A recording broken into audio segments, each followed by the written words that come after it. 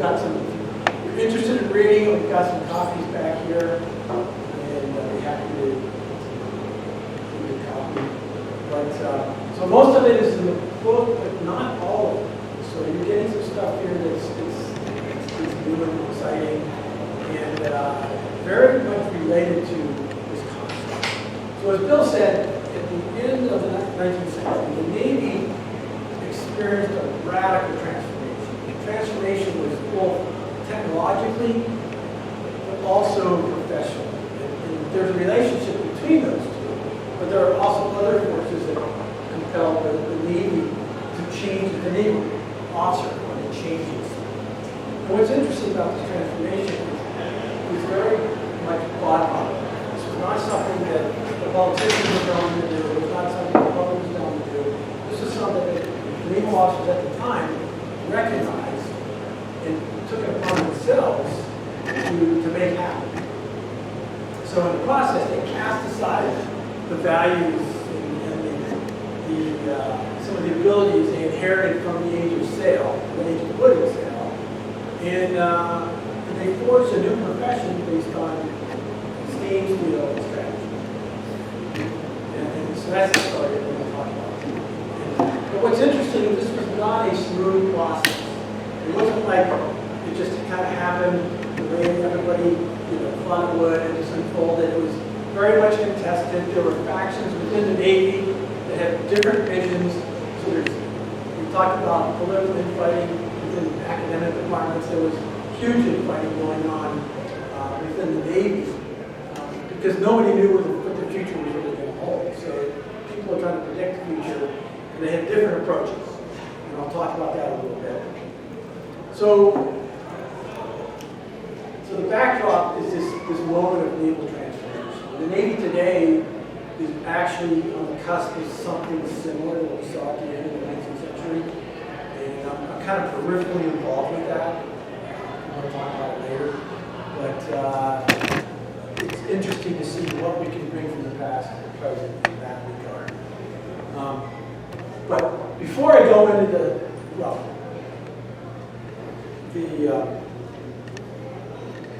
the other part of this is that Wisconsin has a connection. It's, you think that here we are in the middle of the country, upper Midwest, what on earth, the Great Lakes have been demilitarized for like 200 years or something. And so what's the Navy have to do? What does Wisconsin have to do with this change in the naval profession? Well, it actually had a lot to do with it in terms of individual naval officers and their experiences. And these officers were connected to Wisconsin. So that's a story I'm going to tell you about tonight as well. The surprising role of Wisconsin helping the Navy the naval profession to modernize. So, and actually, I'm going to talk about two communities. Appleton, down here in the Fox River Valley, and Ashland, way up there on Lake Superior. And I'll be talking specifically about these two gentlemen. On the left, you see Midshipman Mobley, Rob Evans, later became known as Fighting Bob. That's the story. And then on the right, we have Bill Leahy. Evans is connected to Appleton, although he's not a Wisconsin native. Leahy's connected to Ashland, and he kind of is a Wisconsin native.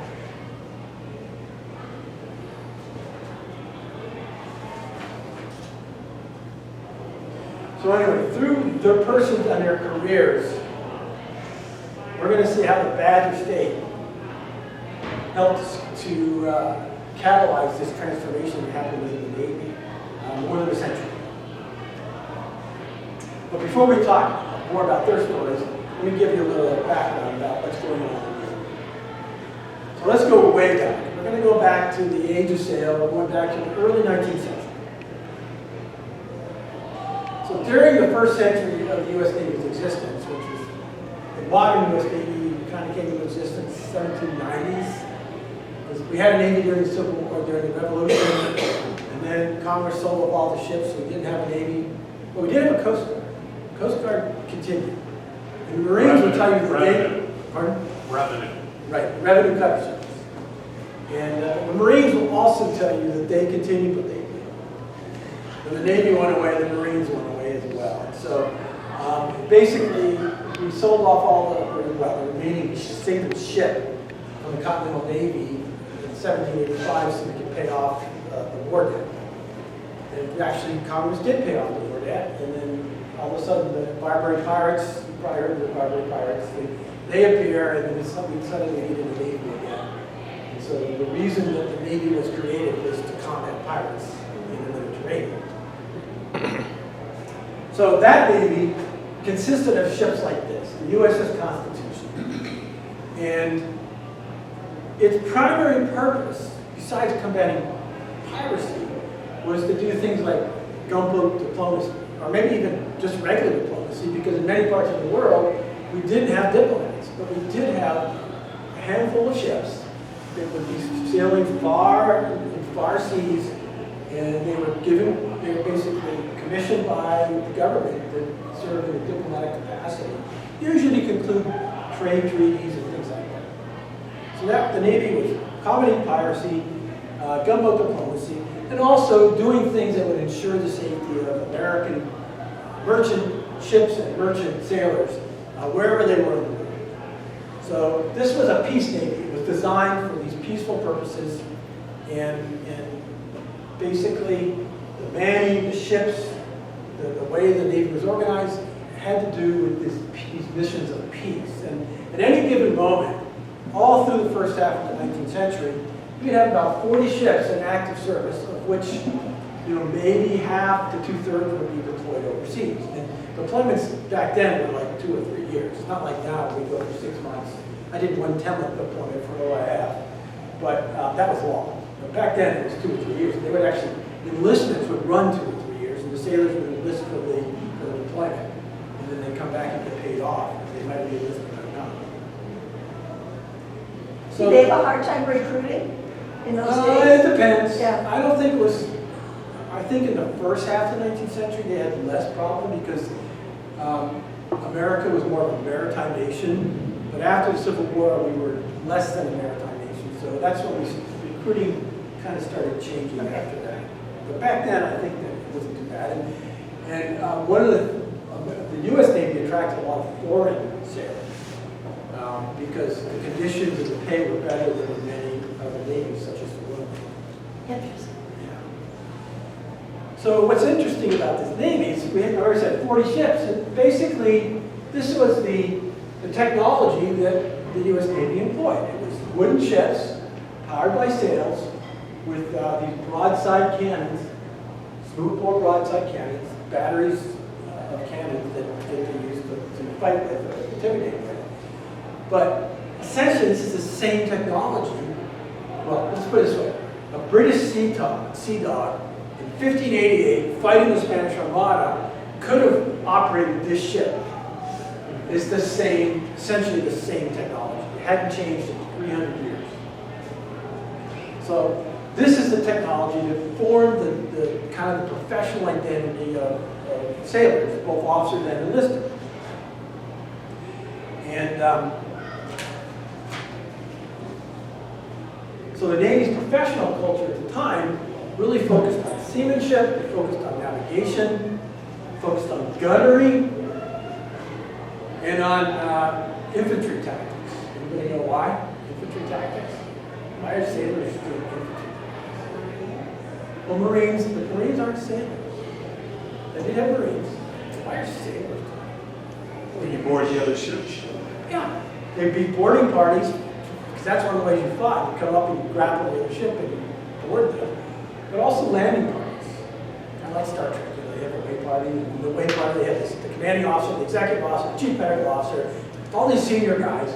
Well, that's not how it really works. It'd be more junior lieutenants that do that. Not on Star Trek. Not on. But anyway, so this Navy, to be a professional, to be highly regarded by your peers, you had to be a superior mariner, a superior seaman, and you had to be a good in gunnery. You knew how to fight your ship against another ship, tactics. And so I call this set of values that are associated with those skills, and I call it the culture of the quarterdeck. It's the culture of the sailing Navy. And I call the people who are practitioners within that culture, I call them mariner warriors, because those were the two skill sets they really needed to be able to practice. Mariner skills and warrior skills. And our man Evans, this is, after he retired, he wrote a memoir. And his memoir, this is what he wrote about his experience at the Naval Academy during the 1860s. He was there in the early 1860s. And you can see there that the things that they really emphasized in training these soon-to-be junior officers was seamanship and gunnery. So I'm a historian, and I didn't give you the evidence, but there's some evidence right there. Someone who lived it was Mobley Evans. And in fact, he lived it more than just words, but also deeds. And this slide testifies to the things that he did after he graduated. Now, what's interesting is that Evans was from Virginia. And you know what Virginia did in the Civil War. Well, his class at the Naval Academy actually graduated a year early. He was a class of 64, they graduated in 63 because they needed combat leaders to go to the front lines and operate ships like the Palatine and to attack Fort Fisher. He was badly wounded in the Fort Fisher battle, and he was almost kicked out of the Navy due to medical reasons, but he managed to stay in and go on to have a successful career. So he probably would have got the Medal of Honor for Fort Fisher if it happened today, which is what he did, leading his troops. He's leading the naval contingent, but back then they didn't give Medal of Honors to officers, so he didn't get one. But anyway, he cut his chops. He earned his chops as a mariner warrior. These are the traditional skills. During the Civil War, he practiced them and was held in high regard because of that.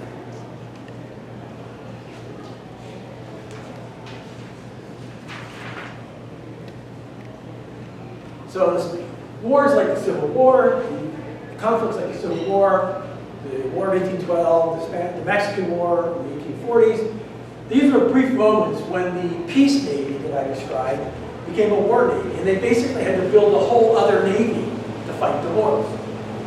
We would mobilize, and it was possible back then to create a navy in 6 months. So it worked. They could do it. You can't do that now. You couldn't do it by the end of the 19th century, but you could do it back then. So they expanded the navy to fight these wars, a lot more ships. They would bring in, particularly the Civil War, the latest technology. And they had ships during the Civil War that actually maneuvered without sails. They were all steam powered. But then the war ends, and they go back to that other model of the peace navy in ships that are primarily covered by sail. They might have had steam engines, but they were auxiliary steam engines. And so sail power was still the primary use of the whole ship coming out of the Civil War for most ships. So this trend so after the war, remember I said we had 40 ships, sail-powered, wood, broadside cannon. Well, that could, despite all the technological advances, which were the wonder of the world in the Navy of the Civil War, all that gets set aside was get the ships that put in reserve, and we just go back to what we did before. About 40 ships flying the world ocean. Here's a ship that we didn't build very many ships during the 1870s, but we did build this USS Trenton. Now remember the Constitution. That picture I had. There you had a ship with masts. This is made out of wood. You can't tell that, but it's made out of wood. And it's got cannons and broadsides, not native. Well, in this moment, the Navy was. The Navy was. Army lagged a little bit. Didn't get into that. Their Army's running about 10 or 15 years behind on this, although the Navy was. So, and this brings us to an example, a Wisconsin example. Here's Appleton. Right here where that red circle is where a pulp mill once was. I don't know if anybody's here from Appleton. The island's still there. I think the remains of the pulp mill are still on the island. I haven't been up there yet. We should go sometime so I can check it out. What's really cool is that the historical society has got the papers from this pulp mill, which I haven't had time to go look at. I discovered this after I finished my dissertation. But why that would be interesting is who built the pulp mill? Well, guess what? Mobley Evans built that pulp mill. So we left Mr. Evans basically wounded and almost kicked out of the Navy at the end of the Civil War. But he didn't get kicked out. He went on to become a successful warship commander, a successful naval leader. And in 1890, he's a commander. He's kind of a senior officer. But there's no ship commands available. The Navy has not expanded since 1890. The ships that I showed you in that last picture, they hadn't been, most of them hadn't been built yet. They're coming.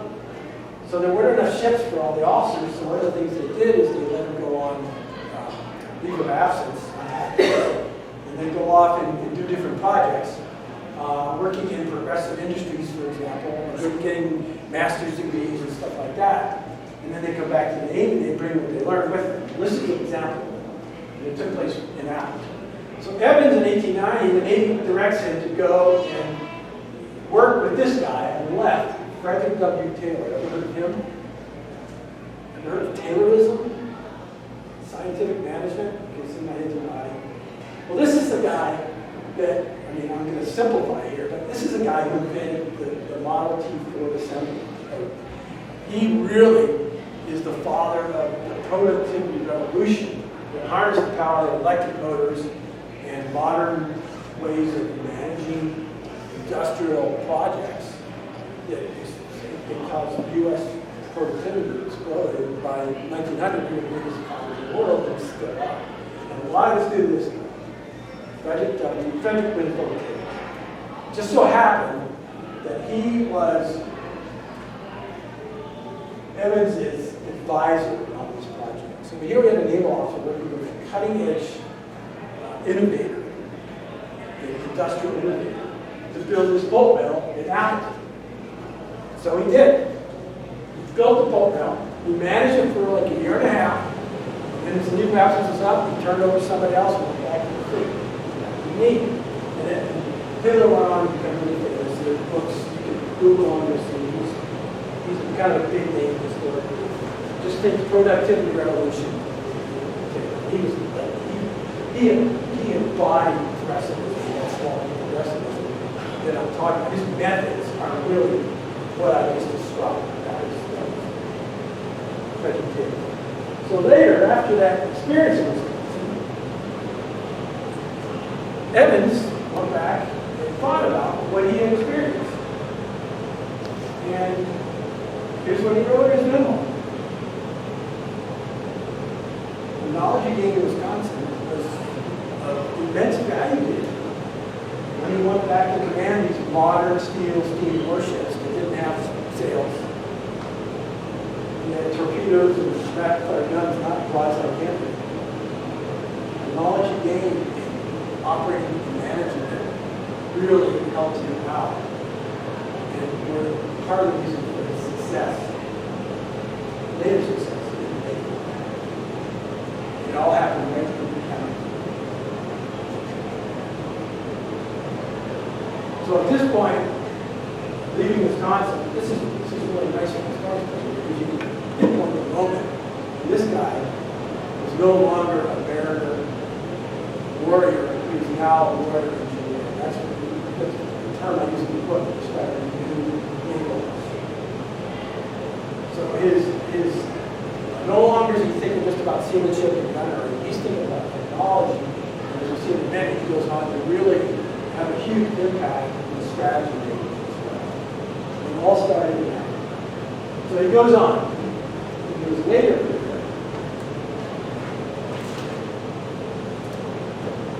First thing that happens, he's given command of one of the Navy's newest battleships.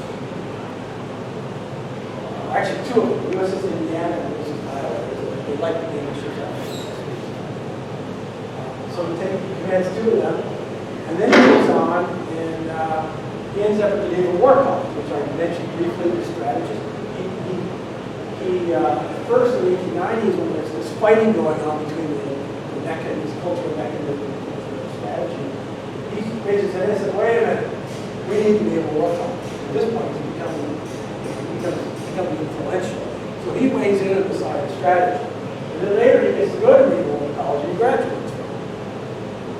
And then, as a captain, Secretary of the Navy appoints him to this organization called the General Board, which was the Navy's first peacetime body whose main purpose was to develop strategic plans. The General Board. So this was like 1900. This is another innovation that's happening in the strategic innovation happening in the Navy. Added with the General Board. And Evans is one of the first members of that. And then, a few years later, he gets put in command of the Great White Fleet. And when they leave to go around the world, in 1907, he's the admiral in charge. Here's a picture of Evans along with the president. And he commanded the first half of that voyage. He didn't command the whole voyage. He got sick and he got ready to go home. He had to leave because he could no longer physically do it. So if that's not a strategist, I don't know. So think about this guy that was storming the ramparts at Fort Fisher in 1865. And now he's commanding the global circumnavigation. He's come a long way. He was transformed. The other person in this story is William Mobley. Now his is a little bit different.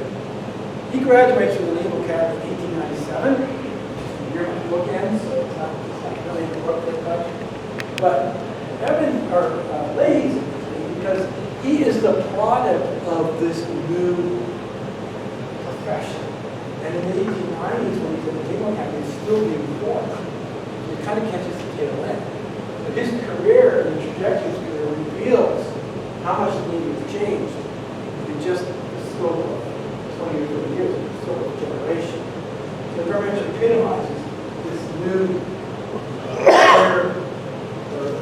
warrior engineer mentality, product. Now, technically, he wasn't born, he was born in Iowa, so he was Wisconsin native, but he moved to Ashland when he was really young. All his memories were of Ashland. He got his appointment to the Naval Academy from Wisconsin. And his dad and his uncle both graduated from Madison. He was thinking he would go to Madison, but then he got a nomination to go to the Naval Academy, so he went there instead. So he's not really a bad, but he is a Wisconsin. Although, in 1943, UW Madison gave him an honorary degree, honorary doctorate. So maybe he is a bad. I don't know. So our Wisconsin native, Leahy, has a very different experience at the Naval Academy than Evans did. Where Evans had to really study seamanship and gunnery, Leahy studied engineering. His duties as a junior officer related far more to engineering than seamanship and navigation. In fact, at the Battle of Santiago in 1898, Leahy was assigned to the engineering department because he was a subordinate. Although he did become a turret commander, because they had a lot of officers in engineering, so they needed someone who got the units, so they put up in charge of a turret as an ensign. Actually, it wasn't even an ensign, he was just a midshipman still, because they did the ranks differently than they do now. But anyway, here's a picture from his diary of the battle. He was there.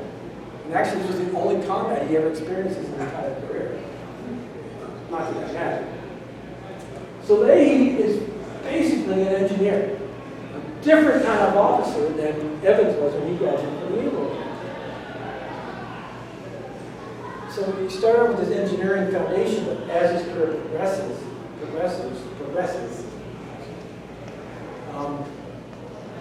he becomes focused more and more on complex fleet operations.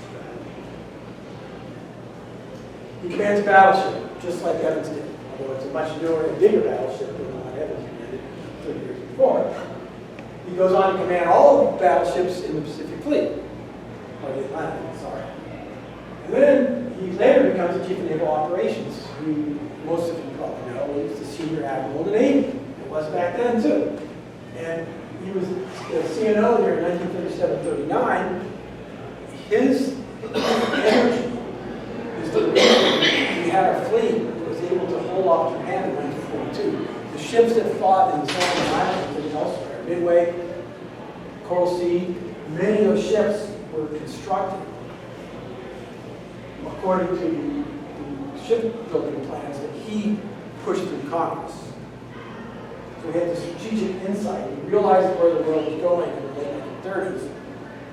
And he did not just sit on his hands like that. He pushed forward and started rebuilding the Navy. So he had just enough ships to be able to hold one in Japan. Well, a bunch more ships were being built and would show up the next year.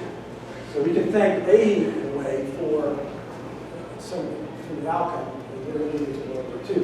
We can thank him even more because by the end of the war, he was America's #2 strategist.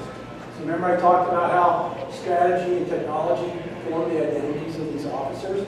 Like this person, the Pitt, William Leahy, became the first chairman of the Joint Chiefs of Staff. According to some scholars, he's really the first national security fighter. He didn't really have a role until the late 40s, but he was an informal national security officer with FDR during the war. First chairman of the Joint Chiefs, first national security officer, first 5-star officer in the United States Armed Forces. So not only is the highest ranking naval officer in history, he's the first.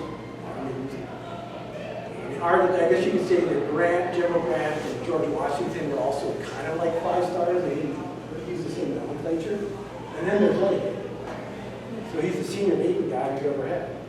And this is a youngster from Ashland, Wisconsin, that basically embraced, was formed by this new naval identity that people like Bill Evans helped to forge during the latter part of the 19th century.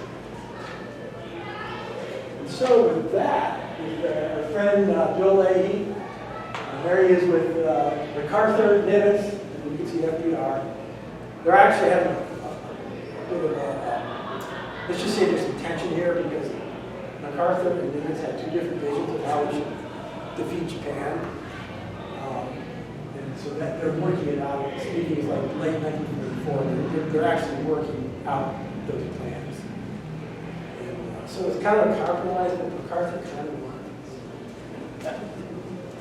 So we'll leave it with Leahy, and if you have any questions or things you want to talk about. So you mentioned you think there's a change coming in naval culture in the future? Yeah, right now, the Navy at this moment, it doesn't really, it's kind of rudderless in a lot of ways. And so there are people who are trying to figure out what do we do about this in the 21st century. One of the projects I've been asked to do is to bring my knowledge of what happened in the last time we had to deal with this, which was the late 19th century. What can we learn from that experience? So this summer I get to write an article about that from the Interesting. So we come out of the Civil War, and the Porters and that generation were in charge. But they were in command of, as you said, some very fine new technology. Why didn't they bring it forward? I mean, they put it to use. Yep, that's an excellent question. I think they would, but all the monitors are laid up in shipyards. I got pictures showing them sitting and rusting away in Philadelphia Naval Shipyard.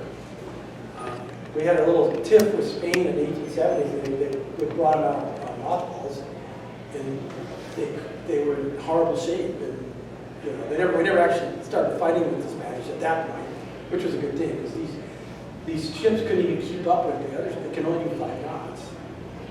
But anyway, to answer your question, there's a number of factors why the Navy kind of turned its back on this new technology. One of them was money. You know, the budgets get cut dramatically after the Civil War by Congress, and so you got to figure, you know, how we. But the mission was still there. The peace mission was still there.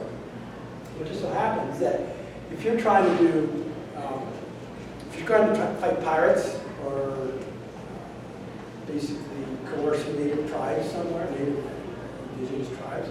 You don't need the newest battleship. I mean, a wooden ship with guns and steam engine that kind of works most of the time will probably do the job. So that's what we had. We got rid of all the high-tech stuff and kept the low-tech stuff. It's cheaper. And part of it, there was a culture aspect. Porter in particular is this famous Porter. He was in charge of the Navy after the Civil War. He said, okay, any ships that, and he was commanding officer that burns coal needs to report it in red ink in their ship's log with an explanation of why they did that. There were some really innovative designs that came out of the Civil War that were built too late for the war, and they were the fastest ship on record history was in those designs. It was basically sold off. And so we don't need that to do our mission. It doesn't really work when we fight pirates. So Porter had a reputation being this old, crusty old sailor that just wanted to return to the age of sail. It was really interesting. After that episode in 1873 with Spain, when the monitors was very obvious they weren't going to be the solution, and the Navy was rapid, it's like a switch, he turned around, he jumped onto the progressive bandwagon, and he became the biggest cheerleader for the last part of his career. Arguably, some of the advances that we see in the early 1880s, if it had not been for his advocacy, we would not have seen that, both on the strategy side and he was a supporter of the War College, he was a supporter of modern steel warships, but he had kind of this epiphany moment. But he epitomizes that, there was just this reluctance to embrace, now the emergencies, let's just go back to work. Yes, sir. My understanding is in the 19th century, there was at the Navy Academy, there was a guy Mahan who developed the whole Navy importance of Navy history. And I don't know what influence at all that he had with these. So he'd be a strategy guy. Right. And I don't know what influence that had on forming this Navy company. He had a huge influence. Oh. Although initially he was a product of the change, not a cause of the change. Oh, okay. But what happens with Mahan is that, I mentioned the Naval War College, he's recruited to come and teach at the Naval War College, and he's given a year to go and do research to develop lesson plans for his teaching. Again, this is more of the strategic vein than the technological vein. And so he goes and does that, and he teaches for a couple of years at the War College, and then he pulls his lesson plans together to write a book called The Influence of Sea Power on History. And that becomes a blockbuster. And that gets a lot of attention, first overseas and then finally in the U.S. And that kind of makes his name, becomes a celebrity. When he goes to England and commands a ship in the 1890s, the admiral gets upset. The admiral in charge of the squadron gets upset because he's getting invited to all these events. And he's getting an audience with the king and the queen. And the admiral's not getting any of that, but because Mahan is so famous. So Mahan is very much the product and a catalyst for these changes. And he has a building at the Naval Academy. And at the War College, yeah. He has a building at the Naval Academy and the War College. So these changes that you're talking about in the future, they're being discussed by these type of bodies? Right, exactly. Right. So Mahan is in the middle of this process. And in the book, I talk more about Mahan. But I mean the ones now, like in the 21st century, that you're part of the discussion. Oh. Is that also War College? We're involved in, right now we're not, potentially not involving anybody at the War College. Oh. Because we're trying to bring in some fresh news, people that aren't normally part of this conversation. Not. But some new type. Right. And eventually there's a few people there that we're gonna bring in if this goes on. We're trying to establish a dialogue. Because one of the things that they had going in the 19th century is that if you look at the archives, there's all these letters and these people like Mahan's mentor, a guy named Stephen Luce, and just people like Evans, they're writing letters to their friends and their comrades, and they're talking about this stuff. And now, what do you do? Emails? What do you do? Tweets? Yeah. So I mean, these are letters are such and so. And they're having conversations like the Naval Institute, which was founded in 1873. It's the Navy's premier professional organization. But back in the beginning, they would have these articles that they would do, like, it'd be like here, they'd have a bunch of people gather at night, somebody would present a paper that they wrote, that they're going to get published, and then they get all the feedback. And they talk about it, and then people write it up, and then they would publish it in the journal. And they don't do that anymore. So one of the things we're trying to do is a project to kind of revive the dialogue. And we're also trying to bring some people that are not, not as jaded, they're outside the establishment. So like it's new ideas like that. So that's part of what I learned from the 19th century that we're trying to do now. So you invited those couple guys from Wisconsin that got into the Navy. How did you get into the Navy? Well, my dad, I'm not from Wisconsin. Yeah, my dad, we have a long naval tradition in my family. It goes back to my uncle, who was a cook on a tugboat from the South Pacific to World War II. Later on, he was a butcher, so he learned his naval skills. My dad was pretty smart. He, after flunking out of the University of Arkansas, my grandfather basically gave him the degree and said, "Here is yours." So he enlisted. But he got into a high-tech specialization, and he got tagged as an officer material, so they pulled him out of his enlisted training and sent him to the Naval Academy. And I always looked at him like that. Still do. So I wanted to follow his footsteps. So I really, from the age of like 6, I had a single purpose in my life, which is to go to the Naval Academy. Of course, the graduates, yeah, this was what I wanted to do. So that was Either the Navy or a history degree from the Navy. Now, I studied history at the But I Are also, you all engineers? Yeah, well, well, everybody who goes to Naval Academy is like I said, water engineer. I just didn't major in engineering. I mean, if you look at my transcript, I did take calculus and thermodynamics and differential equations, chemistry, and all that stuff. There's a reason, if you look at my diploma, my major was history. I have a Bachelor of Science. No graduate degree. No, even today. Is it true that if you go into nuclear, you have to do a double secret over? Yeah, Part of that? I got to go talk to him. tell them about your school. What? No, I didn't have it. School was somebody else. He had a famous he had a school that he'd be interested in and I didn't decide. I didn't decide. He just didn't like my choice of major. He wanted to study majors, but he accepted it in college. So I went on and moved to computer science. So you're looking at the direction of the Navy, where it's going to go. And, we sort of hear things. So one of the things we hear is that when a ship goes down the slopes, there's a piece of every state on that ship and every congressional district on that ship. I don't know if there's much truth in that, but will that be a factor? I mean, after the Civil War, we had an economic reality of shrinkage. We have an economic reality of expansion. That's one of the quandaries. And the Navy needs to be different in the future. Probably needs to expand. For a couple number of reasons. Needs to be bigger, not World War II bigger, that was huge, but it needs to be bigger than it is now. But, what that's going to do, what our priorities are, our national priorities are, our strategy, and how the Navy is going to compete with that is very much in flux.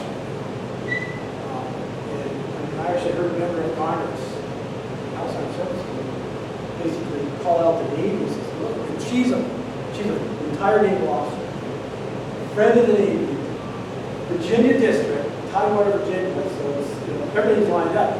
She said, I need to convince my colleagues, you guys to give me a strategic vision.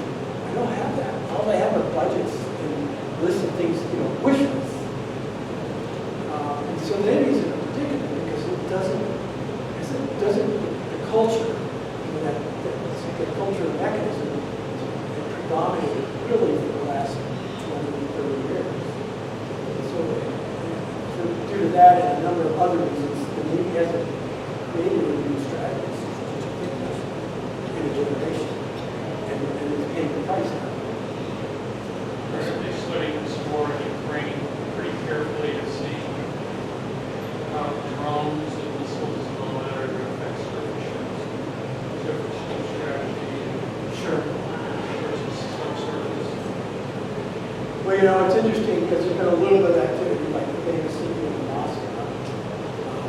So, you know, why was that? I mean, I've seen stuff in the literature and articles about how surface ships were dead and tanks are dead and all that. And I wouldn't jump on that. So you got to really understand what happened with like the Moscow specifically before you draw conclusions. You know, I don't know for sure what happened, but what it seems to have happened is that they were not expecting an attack. They were not alerted. And one of the reasons we know that, if you look at the fire control radars, they're in a stowed position. I mean, you know, if they knew something was coming, even if the ship sank, those things would be facing off the beam, not dead stern. So they were taken by surprise. The other big naval announcement, I guess today, was the literal ships and the fact that the Navy wants to get rid of half the fleet because of engineering problems. There were two versions of that. And the Navy has, for a while now, said we want to decommission this one group. I don't think it's the stuff that came out of later than I think it's the other group. Right. Lucky ships. Right. And so the thing is, when you spend all this money and you're going to operate for 2 years and you're going to go, it's not the first time that happened. If you look at, I don't go into this, I didn't go into this tonight, but you know those new white ships that you looked at, there were a lot of different designs. I mean, the first set they built in the 1880s were obsolete before they were even finished. And so they were relegated to like secondary and tertiary duty very quickly, and by 1900, they're starting to go away. So this is not the first time, and that's one of the reasons that the Navy, after the Civil War, this is back to your question, one of the reasons that they didn't pursue building many ships was because there was a lot of uncertainty about where technology was going. And there was a conscious effort, at least at some levels, we're just going to, you know, we don't have a war that we're worried about fighting, we're worried about pirates. So let's just wait. Not everybody thought that, but there were people that thought that, in Congress and in the Navy. So let's just wait. You know, we got the ball during the Civil War, and the navies of Europe in particular, Germany, France, Britain, were just starting to advance that technology. Torpedoes are a great example. Both the South and the North developed torpedo technology during the Civil War. Famous, the Hunley, you probably heard of Hunley, and torpedoes on the end of the stick in front of the side. Okay, we're going to be okay. It sank. The ship sank itself too. That's, maybe we'll figure that out. We're still working on that in Charleston. There was another Wisconsin story associated with torpedo. Anybody know who I'm talking about? Cushing. Go down to the Veterans Museum. There's a whole mannequin of Cushing. Lieutenant William Cushing was a naval officer. He got kicked out of the Naval Academy for incorrigibility. But his timing wasn't bad. He gets kicked out around early 1861. And then they immediately commissioned him as a volunteer ensign, ahead of his classmates. And he gets into the fleet that way. And he became something of a commander. We didn't have commanders back then, but he knew a lot of behind the lines work. You know, and then his famous moment was when he took a steam launch, a 30-foot steam launch, with the same kind of torpedo that Hunley had. And he sneaks up a river in North Carolina where this Confederate ironclad is moored, and he pokes his torpedo in the side of the ironclad and sinks it. And that, you know, if you look at naval genealogy, that little torpedo is the ancestor of the modern cruisers and destroyers. You can see, trace the direct lineage there. So there's another Wisconsin moment technologically. And what's happening, the Civil War ends, everybody's still using spark torpedoes. There's some great pictures of British torpedo boats like Cushing when they're doing experiments. 10 years later, torpedoes are no longer stuck to the end of a craft, so it's like a suicide mission. Now you actually shoot them off your ship, and they go through the water on their own. Automobile torpedo, invented by a guy named Whitehead, who was British, working for the Austria-Hungarian Navy in Croatia, built the first independent torpedoes. And by the 1880s, we're not going to do these bombs at the end of a stick anymore. We're going to do these torpedoes. And the first ships that were sunk by those kind of torpedoes, I think, were Turkish in the 1980s. So there's a technology that started in the U.S., was improved by Europe, and then we're kind of sitting this out. Letting it happen. Just a quick one, back on the modern times, when I was younger, when I was younger, Rick Holber was the guy who kind of, every ship was going to be nuclear or something. Yeah. And I don't know if this, are you suggesting that there's something kind of a similar transition in the Navy coming or something? I think it's even more radical than that. Okay. I mean, we're talking about, we talk about drones. I mean, I remember 15 years ago, the admirals who were in charge of naval aviation, they said, within a decade or two, half the airmen on the carrier is going to be unmanned. We need to have manned aircraft for certain missions. A lot of missions, you don't need to have manned. You don't need to have a pilot in the cockpit. So we saw this 15 years ago. We could see this coming, and now it's starting to happen. Space, cyber, these are all things that we have to figure out how this fits into our theories and strategy or create new theories to be able to accommodate them so we can use them effectively. So the naval profession is already beginning to change because the officer corps now has a cyber specialization. That's new in the last 5 years. The Naval Academy has a major academic major in cyber.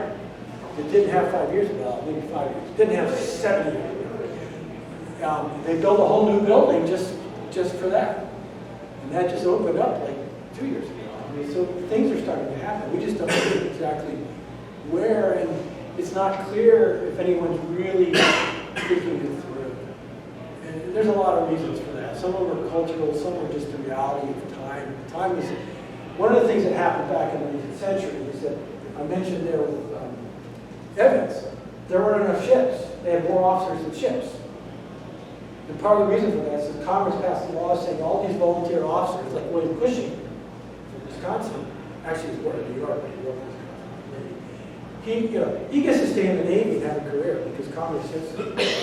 Well, the Navy didn't have enough ships for all these volunteer officers. So all through the 1860s, 1870s, 1880s, there was a lot of free time. Basically, the Navy allowed these officers to take sabbaticals. Evans took one, and Appleton. Other people took them in other places. I know one guy, a very senior officer who was a big innovator in the 1880s. He backed the war college. He backed a lot of the technology we saw in the war fleet. He actually took his sabbatical and went to work for the railroad. Well, the one profession, I don't think my chart showed that, the one profession that really hit all those wickets that you saw on the chart first was railroad engineering. They were done, they hit all the wickets by 1870 or so. So this officer goes and works as a railroad official, railroad executive for a couple of years, and then he comes back and hits the Bureau of Navigation, which is the most important bureau in the Navy at the time. A lot of the engines that the Navy used were built originally for railroads. Right, but there was a lot of technology in railroads. Fairbanks, Morris, and Beloit. Yeah. Yeah. So those principles and designs can be adapted to maritime use, not just Navy, but for commercial as well. So we're talking about the Navy, but in the future, these technologies cut across all services. Right. So do we have to go to one service or change a lot of these barriers? It might be, that's a really good point. It might be, you know, we have these different silos, if you will. There's Yep. Navy, Air Force, Army, Space Force. But maybe that's not how 100 years from now the armed forces will work. It's kind of an interesting tension though, because historically services have kind of grown up around domain, what we call domains. And there's a reason for that. If you think about what you need to do to fight, what you need to do to fight a war on land, it's a certain set of skills and specializations. If you're doing it in the air, it's a different set of skills. See, yet another different set of skills. So the domain really drives the profession, and this transition from age of sail to the age of mechanization is just one example. This is happening in the sea domain. Different things are happening on the land. And no one person become a master of all. I mean, that's comparative advantage. We specialize. So those domains aren't going to go away. But there's new domains. Space is a new domain. So how does that fit in? Do we just add on to the old domains? I don't know. Do we do something that cuts across them? I don't know. Cyber is certainly a new domain. So how does that get factored in? We talked about that last week, was thinking, and one of the articles that struck me was that the Ukrainian missile that they used apparently is similar to air versus like a harpoon. But what struck me as interesting is Ukrainian is truck mounted. And then the same article said that the harpoon has never been adapted to be a truck mounted weapon. No. And I'm thinking, you know, that's a chimney problem. Although the Marines and the Army have truck guns. Yeah, they've got their own. Right. But anti-ship missiles. The Navy just doesn't do land-based missiles. I mean, you know, it's a domain thing. We'll let the Marines do that. The Marines are the land component of the Navy service. Is the Marine service. So let them do that. But you're right, the Ukrainians, and you know, the reports are that the targeting is done by drones, which is very possible, and there's also reports that have been found by or reprimanded by the Biden administration that U.S. Navy PA provided localization, which is not the same as targeting. You know, so there's a ship over there. Semantics. They're not paying attention. No, it's something different. You know, it's one thing to know there's a ship in this area, but the other thing to have precise enough knowledge of where it is so that your weapon can land on target. You were saying that that some of their target acquisition equipment was pointed in the wrong direction. I read one of the report that said that the Ukrainians had started using crop duster drones to go out and, you know, cause havoc. Well, you know, basically you need a drone that knows where it is, GPS, to tell you, I am here, over the top of this cruiser. That's all you need. Yeah. And you can just program the missile, and there you go. And the missile, once you get it close enough, it can find the target itself. Well, Jan case on a receipt while they were working at this report, but they wanted to sell a bunch of combines to Libya back in the 90s. And the combines had such fine GPS in it that the Pentagon got on the phone and said, no, you can't give your copy that kind of, Yeah, well, those restrictions are largely lifted now. The use of phone, the last little part of the trip here, we had to get the GPS out and make sure we got it in place. We can get to the IMAX thing, after that, we had back to this, but yeah, and, yeah, it's, the technology is changing, it requires some imagination. But isn't technology saying things so fast now? I don't say back in those days, it doesn't seem like technology is moving as fast. Yeah, maybe in absolute terms, things change faster, but the impact is, I mean, I have to really think about it. So, technological changes we've experienced our life in the last 25 years. And the way they've impacted our lives. How does that compare to what's going on from 1875? Yeah, I that's, don't know if it would be, we could say that it was a greater impact now. Electricity, even radio, all that, things than that. I mean, if you- 25 year period. If you're going from an ocean voyage that lasts 3 months to something that lasts a week at most, crossing the country, it used to take 3 months, and now you can do it whatever. So, the impact, and you're right, the 70 odd motors, the electrical, motors getting installed in equipment, replacing human power and water. It's revolutionary. I mean, just like computers getting to our, everywhere. The computerization of our economy that took place in the 80s and 90s and 2000s. How does that compare to electrification industry and elsewhere in that era? I don't know, the freezing. All this vacuum, vacuum thing. I mean, so it's really hard to say, change is happening quickly now than then. My grandmother used to talk about, remember, grandmother, she talked about how her life had changed. She basically grew up in the 19th century. She was born in 1903 in rural Arkansas. I mean, they would basically look up the wagons and the horse and go to grandpa's house for Christmas. And then, she was the black man. In her lifetime, the changes are much more than mine. I read an article once or a book where they said that in 1800, 80% of the world's gross domestic product was India and China. Because they had 80% of the world population. By 1900, 80% of it was Western Europe and the U.S. Because we've industrialized, removed the link from humans out.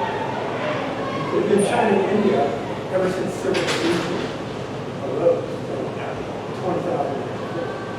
So when you hear about China having a big economy, don't be that worried.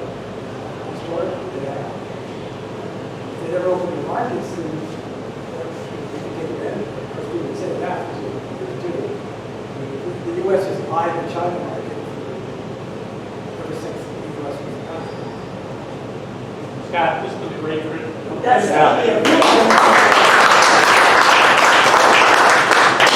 We got some